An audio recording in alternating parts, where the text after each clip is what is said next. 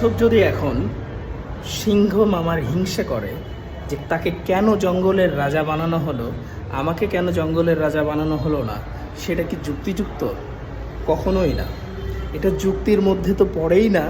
এটা কোনো ব্যাখ্যা বিশ্লেষণের মাধ্যমেও সমাধান করা সম্ভব না।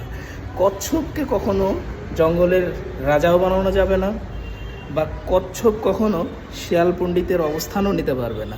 এখন কচ্ছপ যদি সিংহ, যাকে জঙ্গলের রাজা বলা হয়, তার যে শক্তি, তার যে গতি, তার যে একটা থাবার যে পাওয়ার, সেটা কি কচ্ছপের কোনো দিন সম্ভব? কচ্ছপের কত জন্ম নিলেও এটা অসম্ভব।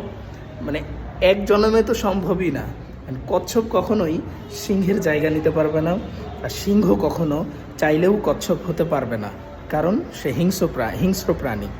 এই জন্য যাকে যে অবস্থানে সৃষ্টি করা হয়েছে, সে তার অবস্থান নিয়ে খুশি থাকা উচিত।